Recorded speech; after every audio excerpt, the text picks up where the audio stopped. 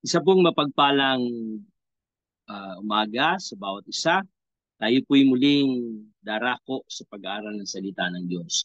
At ating muling didinggin ang tinig ng ating Panginoon na siyang ating punong pastor sa oras na to. Ating pong pag-aaralan ay hango po natin sa mga aklat ni Mateo sa Kabanata 16, talatang 24 at 25. Matthew chapter 16, verses 24 to 25. Basahin ko sa Tagalog. Ganito ang pagkakasabi. Sinabi ni Jesus sa kanyang mga alagad, ang sinumang nagnanais sumunod sa akin, ay kinakailangang itakwil niya ang kanyang sarili, pasanin ang kanyang krus at sumunod sa akin. Ang naghahangad na magligtas ng kanyang buhay ay mawawalan nito. Ngunit ang mawalan ng kanyang buhay alang-alang sa akin ay magkakamit ito. Tayo manalangin, Panginoon, salamat po. Sapagkat alam po namin na ang pagpapala mo ang siyang dahilan kaya kami narito. Salamat, Panginoon, sa pagkakataon na muling ipapahayag ng salita at sa oras na to, ang iyong kapangyarihan siyang muling mauna, kumilos sa amin. Pangunahan mo kayo ng iyong banal na spirito upang sa aming pakikinig, pangunawa at higit sa lahat sa pagtanggap ay maging kapangyarihang maibigay sa amin. Kapangyarihan ng pagbabago, kapangyarihan ng paglilingkod, kapangyarihan ng pagsuko ng aming sarili upang lalong mayayag ang kalwalatian mo sa buhay ng bawat isa. Salamat, Panginoon. Ito po ang aming panalangin na may pagtitiwala sa kapangyarihan ng Espiritu Santo sa pangalan ng ating Jesus. Amen. Dito sa ating nabasa, ito'y kasaysayan na kung saan ang ating Panginoong Yesus ay nandoon na sa panahon na kung saan ay nakatutok na sa kanyang mga alagad at gusto niya nang isalin yung kanyang ministeryo pagtungkol sa paglilingkod sa Diyos. Alalahanin natin ang pagpunta ng Panginoong Yesus sa lupa ay panandaliang bagay upang tuparin ang lahat ng pangako ng Panginoon sa pagliligtas na gagawin niya sa bayang Israel at maging sa mga Hintil. Ang tanging paraan ng kaligtasan, ang tanging paraan ng pagbabago, ang tanging paraan ng pagpapanumbalik ng kalwalatian ng Diyos sa imahe ng mga tao. Kaya yun ay napakalaga sa pagtuturo ng ating Panginoong Yesus. Kanyang ipinapahayag ang bagay na to. Subalit hindi lahat ng nakikinig at nakakarinig ng kanyang tinig ay parehas ang nagiging desisyon. Katunayan, marami sa kanila ay hindi naniniwala. Marami sa kanila ay naging kontra, naging skeptic, naging oposisyon. Pero meron sa kanilang ilan na naniwala at nanampalataya na bago at nailigtas. At yun po ang ating panalangin sa bawat pag-aaral natin ng salita ng Diyos, na ang mangyari sa atin ay maniwala, manampalataya at mga ligtas, mabago at maging makapangyarihan na disipulo ng ating Panginoong Yesus. Kaya kakaiba ang ginagawa ng Panginoon. Noong time na yun, hindi siya masyado nakatingin sa dami ng tao.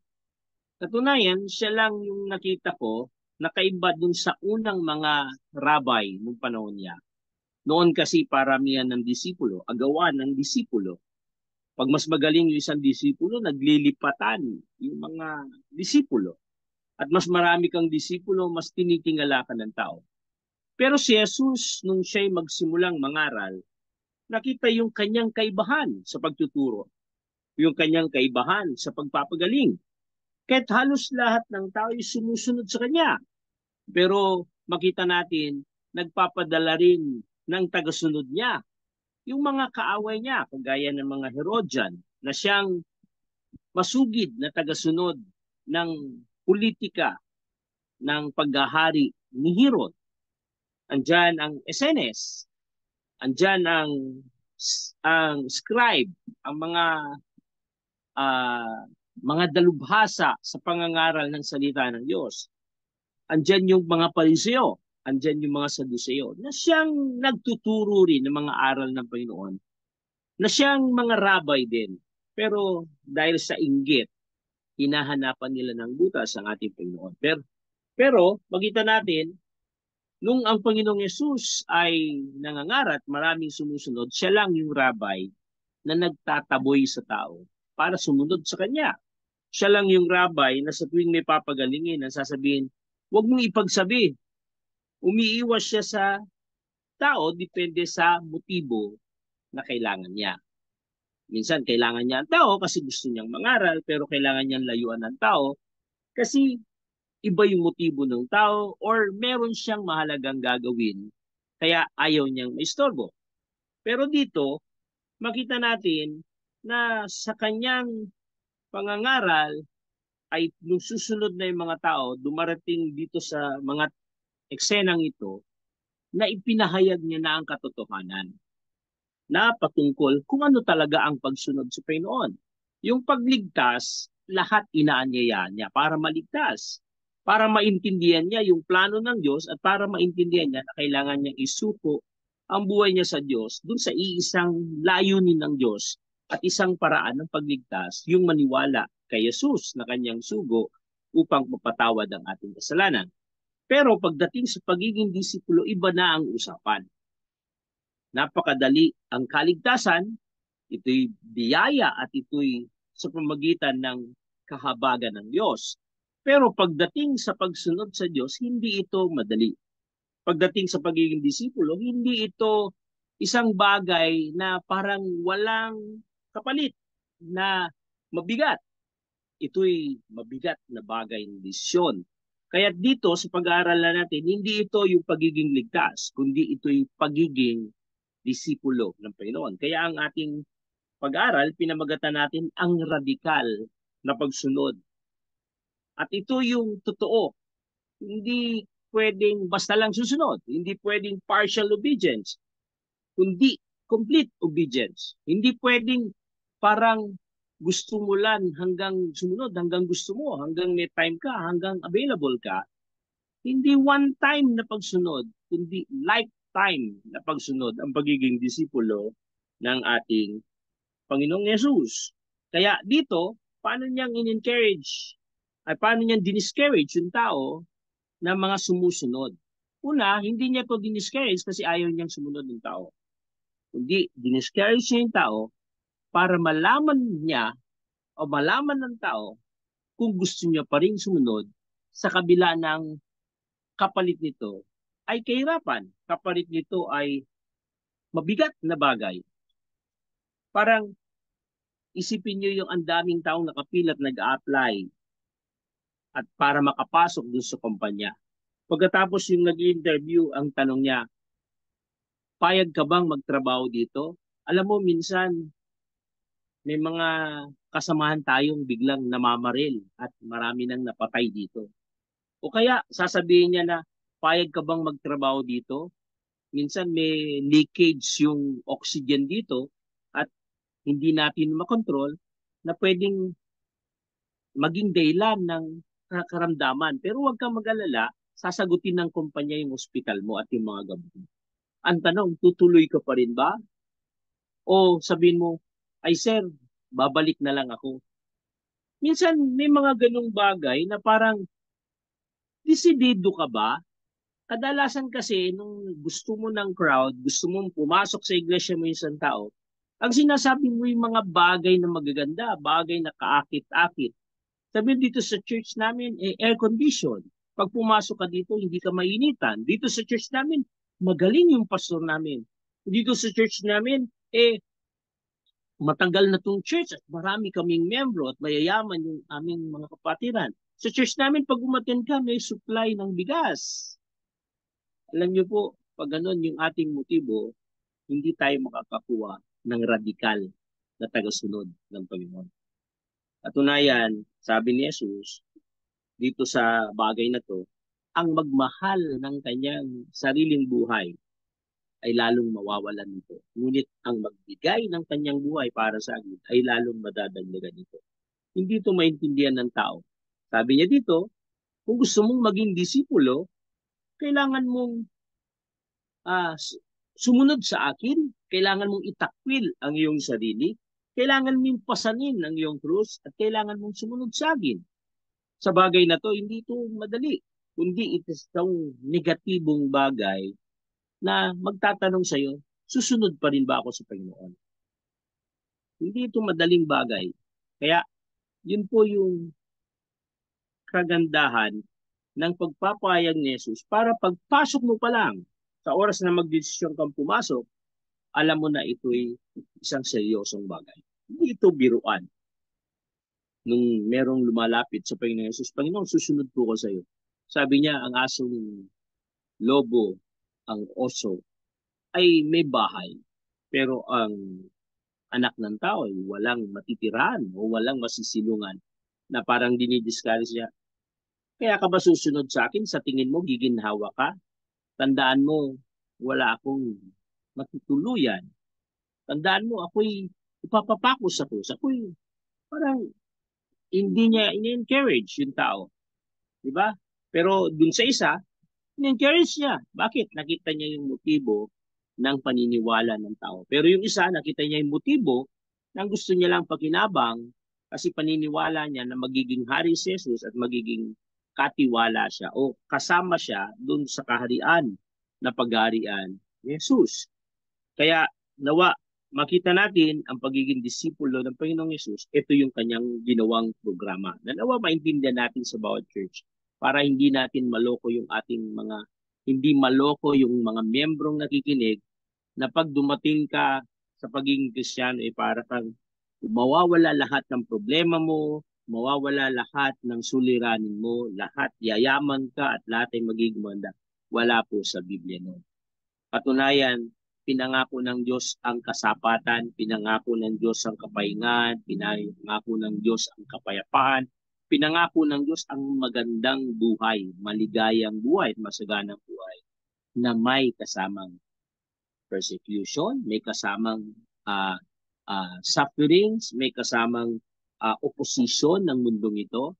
Hindi niya inalis yung mga pangit, yung mga bagay na mahirap. Pero sa kabila ng naroon ka sa gitna ng mga yun, mararamdaman mo yung tunay na kasiyahan, tunay na kasapatan, tunay na kapayapaan sapagkat ang Diyos ang magbibigay sa iyo. Kaya mahirap pero madali.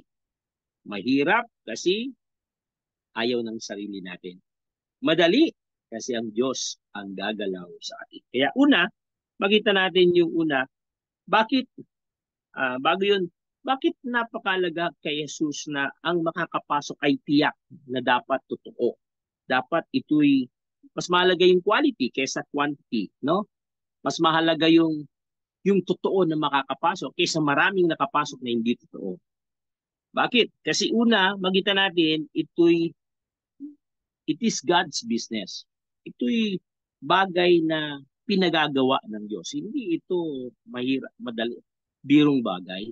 Kung ito'y pinapagawa ng isang presidente, talagang pipilitin ng kanyang mga subordinate na mangyari ito. Pero tao lang yun. Pero kapag ito'y pinapagawa ng Diyos, ito'y isang seryosong bagay. No? So, kasi siya yung ating manlilita. Siya yung gumawa sa atin. Pangalawa, ito'y nag-iisang paraan ng kaligtasan. Wala nang iba.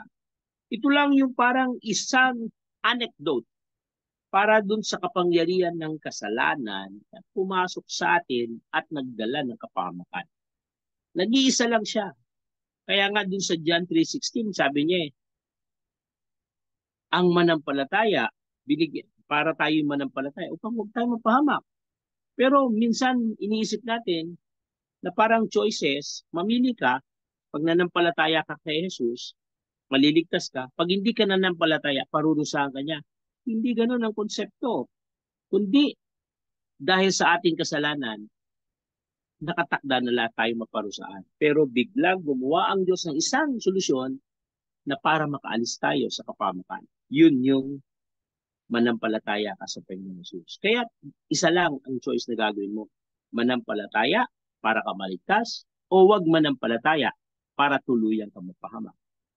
Kaya iisa lang siya na solusyon. Kaya napakalaga na kailangan yung makakapasok na disipulo ko magpapahayag ng mahalagang ito. Kasi ang pagdidisipulo ay pagpapahayag ng gusto ng Diyos, ng plano ng Diyos. Gagawin mo yung ginagawa ng ating Panginoon. Para ka mapapasok dito, titiyakin niya na desidido ka, totoo ka, at yung panguli ay yung makita natin, makita sa buhay mo yung pinapangaral mo. Makita sa buhay mo yung sinasabi mo. Parang imo-model mo kasi ang bagay na to. Tingnan natin sa mga patalastas para mas lalo natin maintindihan. Pag ang patalastas, ang produkto ay pampaputi, hindi sila kukuha ng taong hindi maputi. Hanapin nila yung pinakamaputing artista, pinakamaputing babae, pinakamaputing lalaki, at yun yung gagawin nilang modelo. At sasabihin nila, matagal na siyang gumagamit ng produktong ito, kaya siya maputi. Kapag ang produkto ay nagpapakita ng pagiging malakas ng isang tao dahil doon sa vitamina, ang kadalasan kumukuha siya hindi nung malalaking katawan, kundi matanda na ginagawa yung bagay na hindi na dapat niya ginagawa. Nagbabasketball, tumatakbo, nagbubuhat, upang mapatunayan niya na kahit mahina na yung katawan mo, pag ininom mong gamot na to, lalakas ka. At yun yung ginagawa ng mga kumpanya para maipromote na dapat tangkilikin mo siya. Itong dakilang kaligtasan, hindi ito pinagkitiwala sa taong hindi magiging modelo ng bagay na kanyang pinapahayag. Katunayan, yun nga yung nagiging hadlang. Sabi ni Pablo, nagiging kaaway tayo ng krus ni Kristo. Kasi imbis maintindihan ng tao, yung kaligtasan, lalo siyang nalilito. Nawa, maintindihan natin to. Kaya una, para maging radikal na tagasunod, ay una yung pagsuko at ang paghahari. Pagsuko ng sarili at paghahari ng Diyos. Merong dalawang makapangyarihan na siyang naglalaban sa loob ng katawan natin. Una, ang kapangyarihan ng sarili na siyang sa Philippians chapter 2 verse 1 to 5. Nakita natin, yung katawan na to ay pinaghaharian. Ito'y patay sa espiritu, kaya't walang kapangyarihan ng Diyos kanya. Patay siya sa espiritu. Pangalawa, ito'y tinatawag na worldly. Ang sinusunod niya yung gusto ng mundo, yung kalakaran ng mundo. Pangalawa, devilist. Ang sinusunod niya ay yung udyok ng evil spirit. Kaya ito yung kalagayan ng isang taong nandun sa kapangyarihan ng sarili. Pero yung isang tao naman na sa kapangyarihan ng Diyos, ito na yung sinabi na made alive. Binuhay tayo sa ating pagkamatay at raised up with Christ. Ito yung ibinuhay tayong kasama ni Kristo na siyang malaking kaibahan. No? Kaya meron kang gagawin pagsuko sa ating sarili na siyang makapangyarihan dati, na siyang naghahari sa buhay natin, na siyang nagpatakbo mula pagkabata natin hanggang bago tayo manampalataya sa Panginoon. Kaya nung tinanggap mo ang Panginoong Jesus, ito yung dapat mamatay at muli mabubuhay ang Panginoon upang kontrolin tayo. Mawawala ang dating namamahala at papalitan ng bagong tagapamahala. Yung dating tagapamahala, nagdadala ng kasalanan, nakatalaga sa pagkaalipin, kontrolado ng kasalanan, kontrolado ng mundo, ang kagustuhan niya yung sarili niya, samantalang yung bagong tagapamahala na siyang tinanggap mo bilang Panginoon, yung banal na spirito ang siyang nagpalaya sa kasalanan, ang siyang nagdadala sa katotohanan, ang siyang nagpapaalipin sa atin sa katwiran, sa righteousness na tinatawag. Kaya nagiging alipin tayo ng katwiran ng Panginoon. At yun yung maganda na hindi pwedeng maghari yung dalawang kaharian. Binanggit to ni Jesus sa Marcos na hindi pwedeng maglaban ng dalawang kaharian kasi pinagbintangan siya, nagpapalayas ng masamang espiritu kasi nasa kanya ang espiritu ni Beelzebub. Sinabi niya kapag ang dalawang kaharian ay naglalaban, hindi ito magtatagumpay. At yun din yung malaking katotohanan na malibang si Jesus ang maghari sa iyo, dun mo lang mapapakawalan ang sarili natin sa pagkaalipin ng kapangyarihan ng mundong ito, pagkaalipin ng sarili, pagkaalipin mula kay Satanas. Kaya dito makita natin, maging sa Galatians chapter 5, binuod dun yung kaibahan. Sa Galatians chapter 5, verse 16 to 17, ipinakita dun na yung katibayan na kapag nasa alipin ka ng yung act of the flesh, no, tinatawag kapag nasa laman ka, na kukontrolin ka nito. Ngunit yung sa espiritu ay paghaharian ka nito. Yung gusto ng laman ay ayaw ng espiritu. Yung gusto naman ng espiritu ay ayaw ng laman. Magkakontra yung dalawang ito at naglalaban itong dalawang ito. Katunayan, pagdating doon sa mga susunod na lata, sa verse 16 hanggang 19, 20, binanggit dito yung act of the flesh. Ibig sabihin, ito yung galaw, ito yung kapangyarihan ng flesh. Binanggit doon yung lahat ng masasamang bagay. Pero pagkatapos nun sa verse 20 hanggang 22, kita natin, ito naman yung work. Ito naman yung tinatawag na fruit of the Spirit. Bakit fruit? Hindi ito planado, hindi ito action, hindi ito manufactured, kundi ito yung natural na galaw ng kapangyarihan ng Diyos. Hindi na yung ikaw ang gumagalaw, hindi ikaw yung nag-a-act, kundi sinuko mo yung dating kakayahan mong gumawa at hinayaan mo ang Banal Espiritu ang gumalaw sa iyo. At yun yung una nating tinatalakay. Para maging radikal na tagasunod, meron kang pasusukuin at meron kang paghahariin. Walang iba ang Banal Espiritu na siyang maghahari sa buhay natin. Ito'y tinatawag na complete disown of oneself. Yung sarili mo, tatanggalan mo ng kapangyarihan. Yung sarili mo, isusuko mo. No? Pakakawalan mo. Bibigyan mo, kumbaga parang yung buhay natin, yung desisyon natin, galing sa desisyon natin. Tayo nag-decide kung gagawin natin to, hindi. Mula paggising sa umaga, mula sa lahat ng atin, pag nagalit ka, gagawin ko ba to o hindi?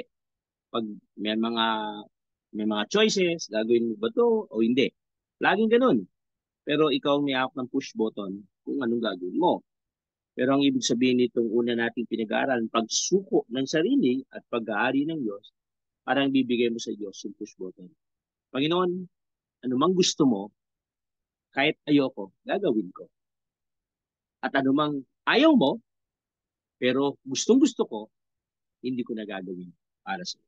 Yun yung ibig sabihin ng pagsuko ng dating makapangyarihan ng sarili at paghahari ng Diyos na siyang ating tinanggap.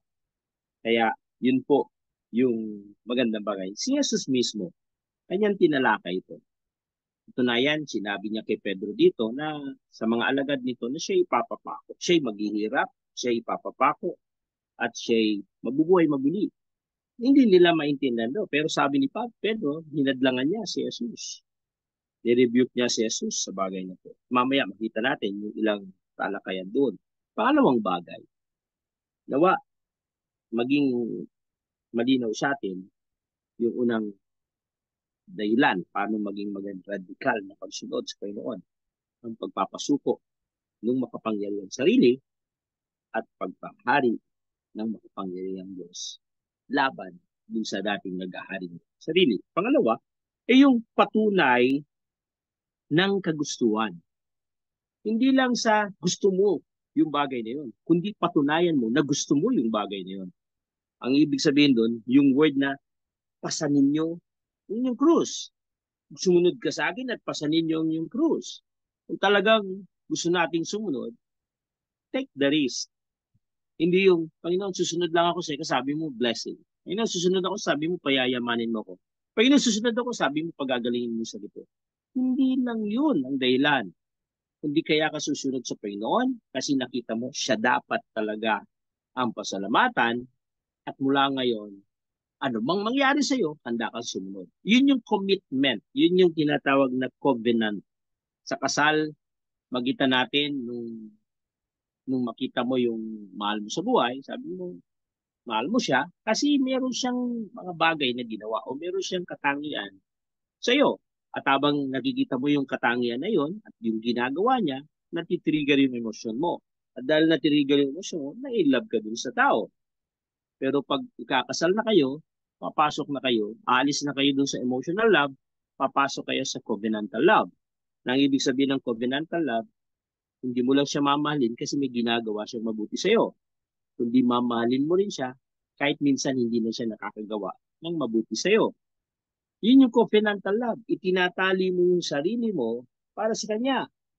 Yung ginawa ni Jesus na siya'y mamatay para sa atin, yun yung ginawa niya. Binuhat niya yung kanyang krus. Kahit hindi tayo karapat-dapat sa pag-ibig niya sa atin, hindi tayo karapat-dapat sa ginawa niyang pagsasakripisyo. Bakit?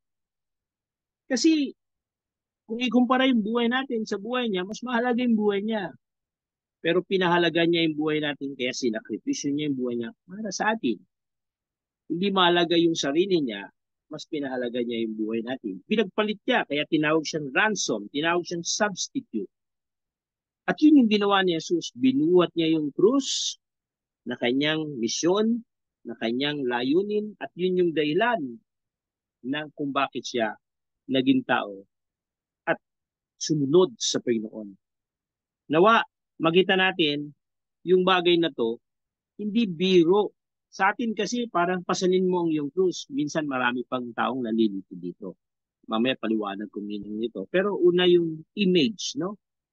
Ngayon parang pasanin mo ang iyong krus, ay dapat maging mabait ako sa Panginoon. Ay dapat maging banal ako. Ay dapat sumusunod ako. Hindi ganun ang meaning ng krus noon.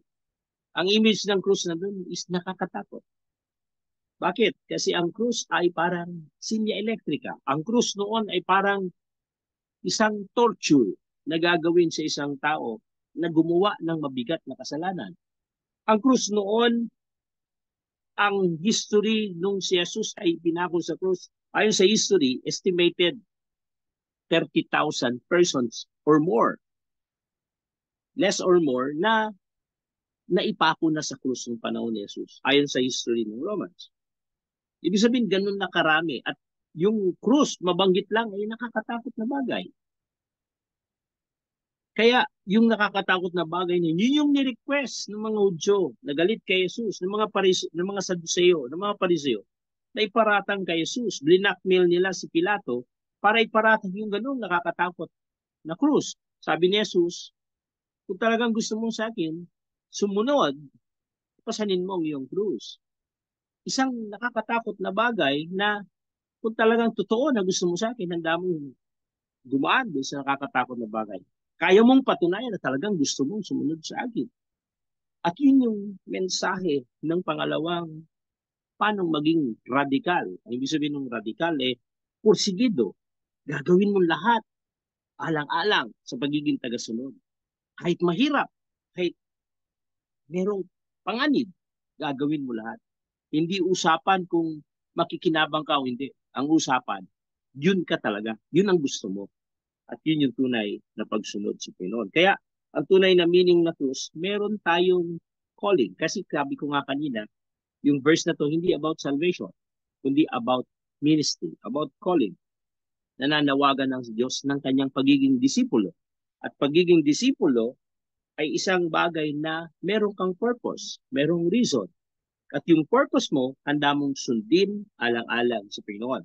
Si Jesus nung ipinanganak, ang purpose niya ay maghirap. Kaya merong kasama doon sa regalo ng mga pantas na ginagamit sa paghirap. Yung myrrh, no? Frankincense, yung gold. Lahat yun nag-i-interpret, pero yung isa nag-i-interpret ng sufferings. Si Jesus, nung ipinako sa krus, makita natin, tinanggap niya lahat yun. Pero bagamat yung flesh niya, ayaw niya. Pero dahil sa kanyang spirit, Panginoon, mangyari yung gusto mo. Pinasan niya yung krus at tinapos niya yung krus. Bawat isa sa atin, mga kapatid, may kanya-kanya tayong krus. Hindi pare-parehas ang calling natin sa Pinoy. Kami tinawag bilang pastor, kayo maaring tinawag bilang tagapagturo, tinawag kayo bilang support sa church, tinawag kayo bilang mga awit, tinawag kayo bilang evangelist, tinawag kayo bilang pangangaral o nagsishare ng Word of God. o nagka-counsel sa tao para maintindihan yung mga bagay. Marami tayong calling. Pero ang tanong, yung calling mo ba, yung calling ba natin, handa nating gawin kahit mahirap na isang bagay? Kahit na parang hindi maganda isang bagay? O kung gagawin lang natin yun hanggat walang problema. Gagawin ko lang yun hanggat hindi ako inaaway ni Pastor. Pero pag inaaway ako ni Pastor, ayoko nang gawin yun. Gagawin ko lang yun basta yung miyembro, gusto ako. Pero pag krinitik niya ako, hindi ko na gagawin yan. Hindi na ako, hindi ganun ang radikal. Minsan, ang Panginoong Yesus, wala siyang ang tawag yun, reservation nung binigay niya yung kanyang buhay sa atin. Pero tayo, ang dami nating reservation. Na parang si Jesus yung nagkasala sa atin. Na parang ang Diyos ang nagkulang sa atin. Sa tuwing makakaranas tayo ng persecution, makakaranas tayo ng kabigatan, parang si Jesus ang nagkulang sa atin. Kaya biglang sabihin natin, hindi na muna ako attend. Hindi na muna ako maglilingkod sa Diyos. Hindi ko po nagagawin to. Mga kapatid, hindi ang Diyos ang nagkulang sa atin.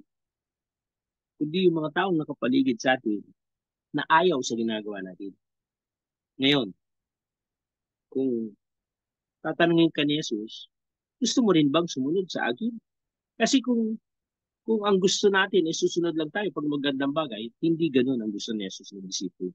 Ang gusto ni Jesus ng disipulo, kahit mahirap na bagay, handa ka pa rin sumunod sa akin. Handa mong patunayan sa gitna ng mga tao na ang daming choices, na may mga offer na magaganda, pero pinili mo si Jesus kahit merong offer na hindi maganda. May persecution, may suffering. Pangalawa, ang hindi lang calling o purpose ang krus ng ibig sabihin, kundi ito ay paghihirap dahil sa pagsunod. Minsan, minsan may maling konsepto dito. Nung nagkasakit ka, sabi mo, ito yung krus ng Panginoon. Pinapasan ko yung krus na binigay sa akin, Panginoon. Ang krus, ang take up your own cross, hindi yung pagkakasakit, hindi yung failures, hindi yung illness, hindi yung consequence ng iyong pagkakamali. Hindi yun take up your own cross. Ang take up your own cross, yung binanggit sa Matthew 5, na mapapalad ang mga pinag-uusig dahil sa akin. Dahil sa iyong pagsunod, dahil sa iyong kagustuhang maglingkod sa Diyos, may mga bagay na magsasapin ka. Alam nyo, ito yung kadalasang challenge ko.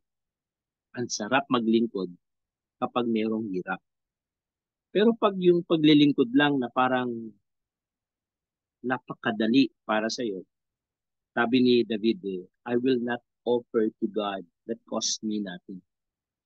Mas gusto niya yung naglilingkod sa Diyos na nasasaktan siya.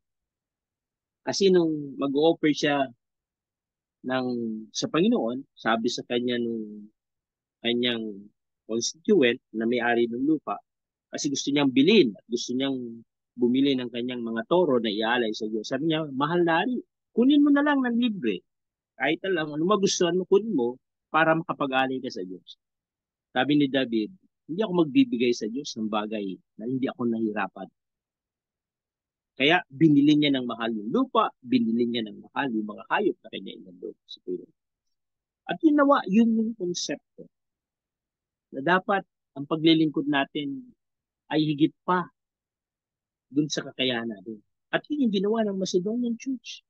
Nung nakita nila nangangailangan ng iglesia, hindi sila kumuha ng sobra sa kanilang finances at binigay yung sobra, kundi maging yung kanilang pangangailangan dahil nakita nila yung pangangailangan is binigay nila lang.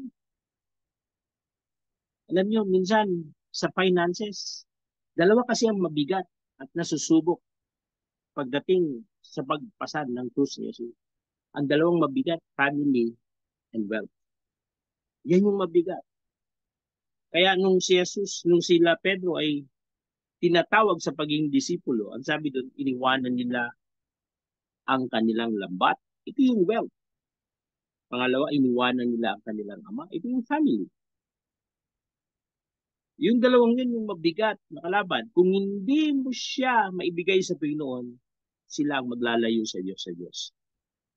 Kung hindi mo handang isuko yung bagay na nasa iyo para sa Panginoon, darating ang araw, ikaw ang susuko sa paglilingkod sa Panginoon. Ikaw ang susuko dun sa calling mo. Kung hindi mo sila madala sa Panginoon, sila magiging hadlang sa Panginoon. Si Pedro, nung marinig niya na papasin ni Jesus yung kanyang krus, sumagot si Pedro, Panginoon, concern si Pedro, kaibigan niya si Jesus, guro niya si Jesus. Concern si Pedro, Panginoon, hindi ako papayag mangyari sa iyan. Anong sinabi ni Jesus kay Pedro? Lumabgay ka sa likod ko, Satanas. Sabi niya, ang nasa isip mo, pananaw ng laman. Human's desire. Pero, hindi mo gawin yung God's desire. Pagdating sa pagpasan sa krus, maraming spiritual na Pedro na nakapaligid sa atin. Merong pinagagawa sa iyo, Panginoon, hindi mo yan magagawa kasi merong spiritual na Pedro na concern sa iyo. At yung concern sa iyo na yun ang magiging hadlang para sabihin mo sa Panginoon, Panginoon, hindi mo na ako susunod ngayon. Nawa, wag mangyari yun. Kasi ang gusto ng Diyos na pagsunod, hindi sumunod ka noon at hindi ka nasusunod ngayon. At sa susunod na araw, susunod ka. Hindi. Ang pagtanggap is one time. Pero ang pagsunod is lifetime. Ang totoong disipulo, handa niyang isuko lahat para sumunod sa ating Panginoon. Kaya, nawa, makita natin na yung mga sufferings na nagiging dahilan ng ating paglilingkod sa Diyos, yun ang nagpapasarap at nagpapatunay na tayo nga ay disipulo ng ating Panginoon. Anumang kahiyan, pagbaba, sufferings, para sa kalwalatian ng Diyos ay isang karangalan sa pagiging disipulo. Yung mga church fathers, naging basihan nila yan ng pinakamasarap na paglilingkod. Nag-aagawan sila, gusto nilang mamatay sa martir na paraan, martyrdom na paraan. Natutuwa sila na pakain sila sa leon kasi dahil doon, kapatunayan nilang mahal nila ang Panginoon. Kaya yung mga Romans, takang-taka, bakit imbis na tumakbo, sinasalubong nila yung kanilang kamatayan? Imbis na umiyak, hindi sila umiiyak, kundi nagpupuri sa Diyos. Imbis na takot, masayang mamatay para sa Panginoon. Kasi naintindihan nila to. Kung dito ako tinawag, tatanggapin ko to. Panginoon, nawa, panalangin natin, Panginoon, tulungan mo ako na sumunod sa iyo. Sumunod na hindi dahil sa hanggang sa kagustuhan ko lang, kundi sumunod sa iyo sa panghabang buhay. Hindi katulad ni Saul na sumunod ayon lang sa gusto niya. Pero doon sa ayaw niya na, ayaw niya na sumunod. Kundi complete obedience. Walang reservation, hanggang sumunod sa Panginoon, hanggang sa kadulog-duluhan ng kanyang buhay. Kahit merong mawala, kahit merong magkulang, merong sakit. Yun yung masarap kapag sunod sa Panginoon. Pangatlo na panguli ay yung word na follow me na pakikinig at pagsunod. Bakit nilagay ko yung pakikinig? Kasi kailangan mong marinig yung tinig niya para ka makasunod. At yun yung ating pinangawakan sa ating katuruan. Ang tupa ng Panginoon ay siyang nakikilala mo ang kanyang tinig at ikay sumusunod sa kanyang tinig. Di ba? Ang pagkikinig at pagsunod ay isang palatandaan na ikay tupa ng Panginoon. Ang pagkikinig at pagsunod ay siyang katibayan na ikay disipulo ng Panginoon. Kadalasan, ang nasanay tayo ng pinapakinggan natin, yung gusto natin. Pero hindi lahat ng gusto natin, gusto ng Panginoon. Katunayan, lagi nga magkakontra yan. Yung gusto ng Panginoon, minsan against na gusto natin.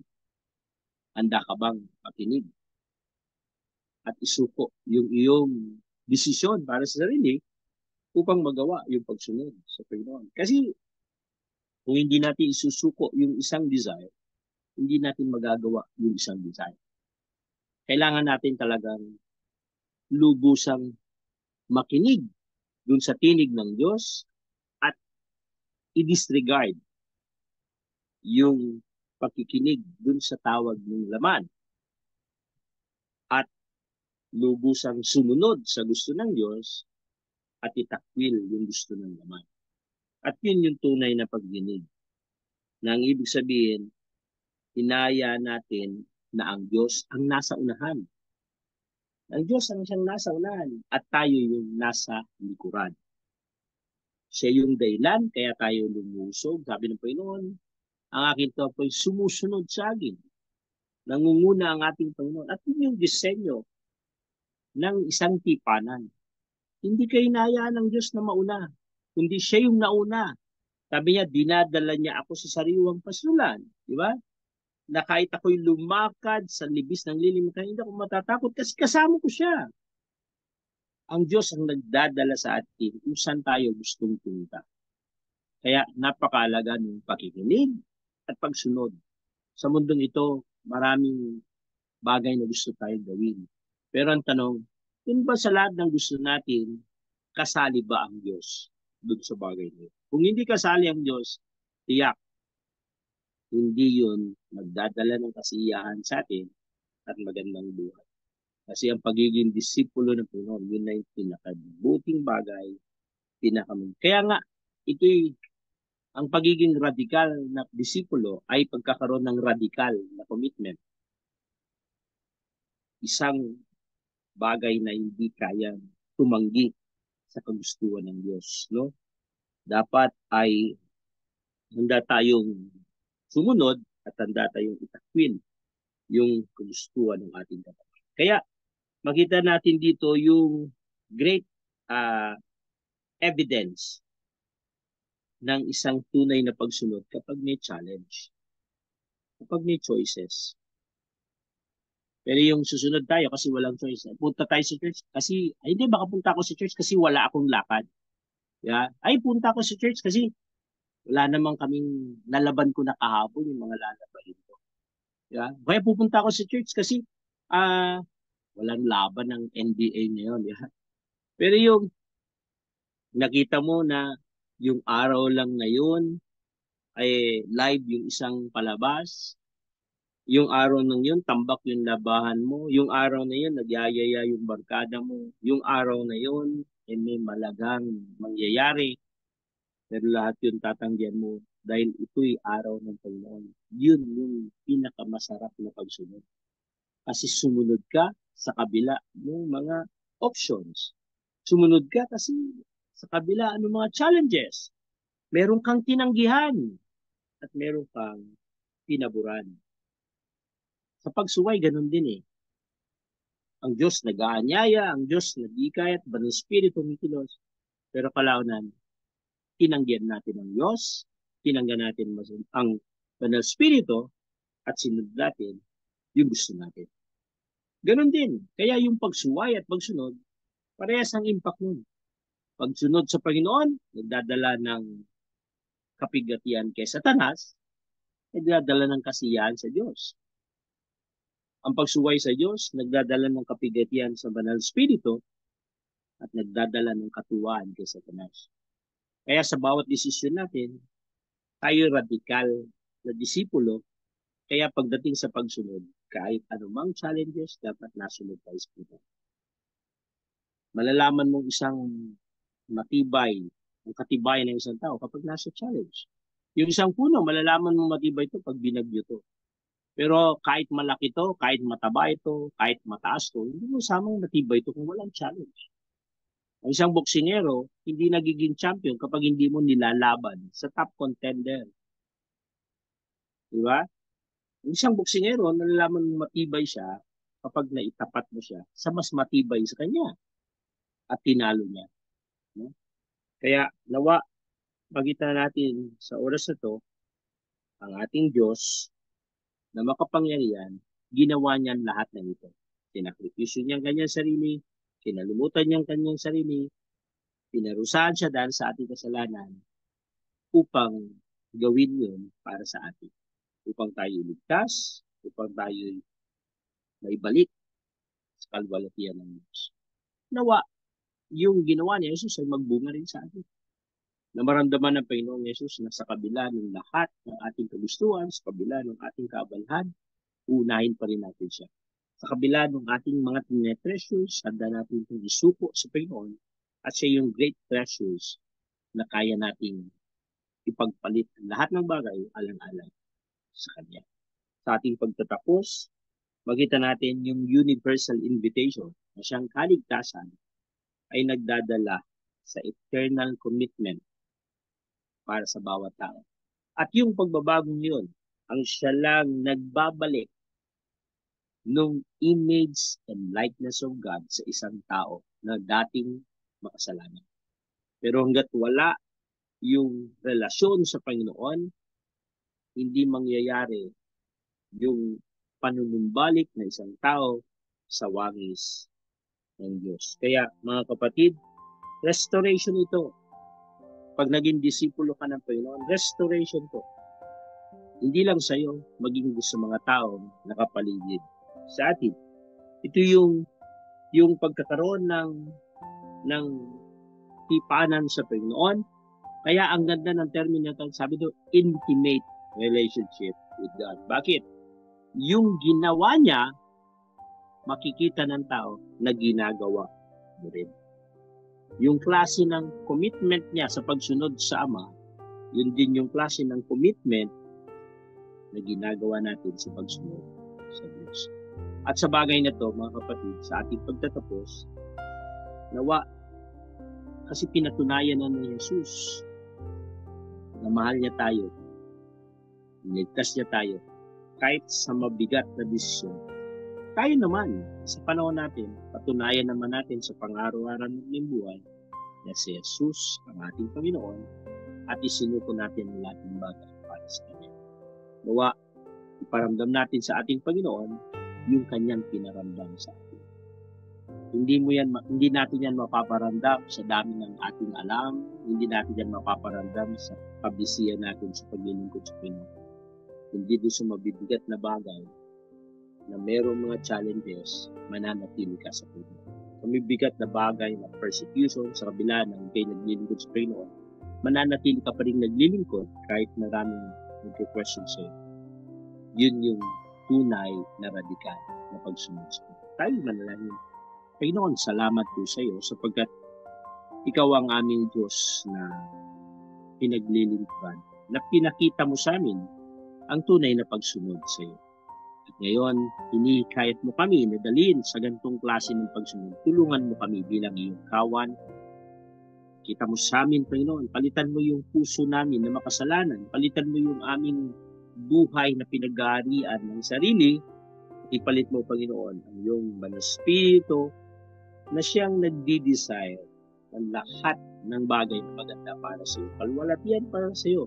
Nagpapakilala sa amin ng bagay na mahalaga para sa iyo. Tulungan niyo po kami, Panginoon, na makalimutan namin ang aming sarili at makita namin yung kahalagahan ng kalwalatian mo, kahalagahan ng misyon, kahalagahan ng ebanghelyo, kahalagahan ng iyong pagmamahal na hindi lang para sa amin kundi sa lahat ng tao.